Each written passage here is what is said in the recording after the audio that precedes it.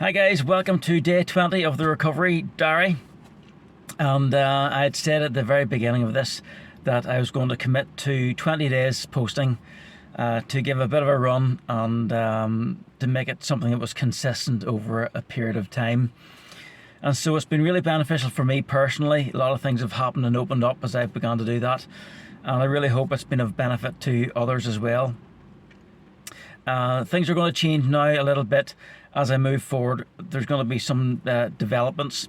The first thing is that I'll probably begin to post 2 days a week with this channel. Also, what's going to happen is I'm going to open a second channel.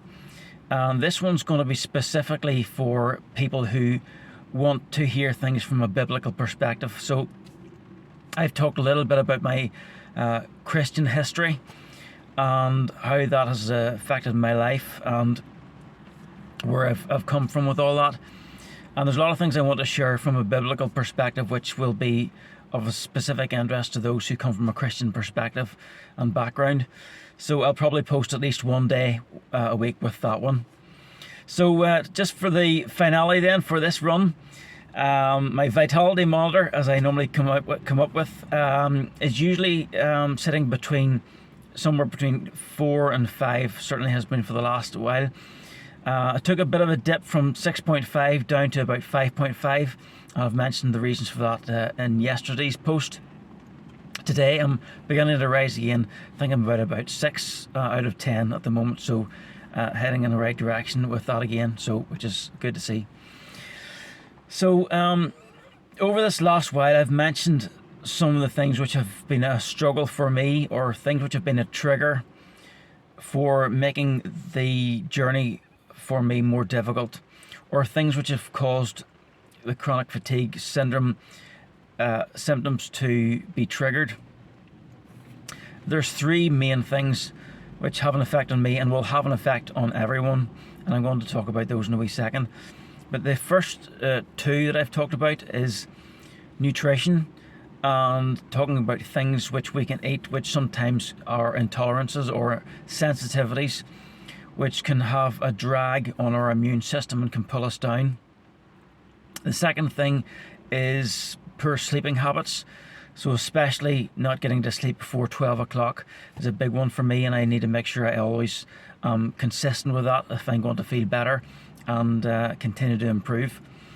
One of the things that I've mentioned very, very little though is stress, which is a trigger for people who end up with ME or chronic fatigue syndrome when they've had stress over a long period of time. And it also, because it's such a detrimental effect on the immune system, it also tends to be a history with people who end up with cancer.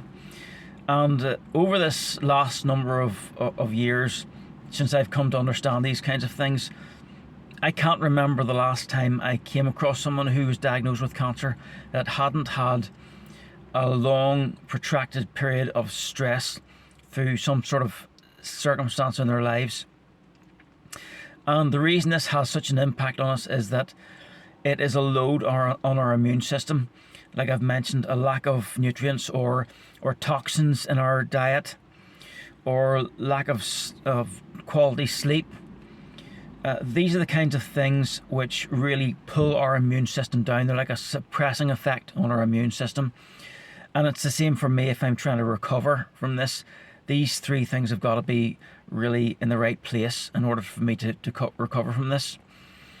And so, obviously these kinds of things have an effect on everyone, even if you're healthy.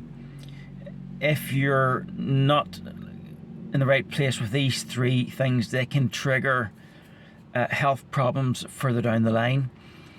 Or even if you're unwell with any kinds of illness, if we're not making sure that our immune system is strong and healthy, then obviously it hinders our body from being able to recover itself. So I come to understand that there's 2 main types of stress that can come into our lives. One is adaptive stress, which is a normal kind of stress when we are experiencing something in our circumstance which gives us desire to move on a little bit further. So an example of this would be like a robber breaking into your house or something which is a threat. That stress will induce a greater blood flow to our muscles and to our brain to make us think better and to really take urgent action. The fight or flight response, that's adaptive stress. But there's also maladaptive stress, and that's where we are there's a load on our minds or our bodies which is more than we can bear in a healthy way. So it's overbearing, and it's either a physical stress where we're putting too much demand on our bodies physically, or it's a psychological or emotional, mental kind of stress where we're either trying to do too much mentally, or we are trying to cope with too much in our minds. In other words, we're worrying about something because we're trying to figure it all out in our heads. And so those are the main types of stress that we go through. And if that anxiety or stress is in our lives a lot, then it will have a really, really damaging effect on our health. And that is something I need to be very, very careful about myself, making sure that there's no stress in my life. There's no anxiety, that I can know how to deal with that if it's there. So I'm going to leave it at that for today. The next post or a couple of posts, I'm going to talk a bit more about stress and anxiety, what we can do, what I've learnt that you can do to really bring these down to a healthy level and get ourselves back to a peaceful, restful place where our bodies and our immune systems can really function well. So hopefully that's been beneficial to you today, and we'll see you maybe in a couple of days for the next post. Talk to you soon. Bye-bye.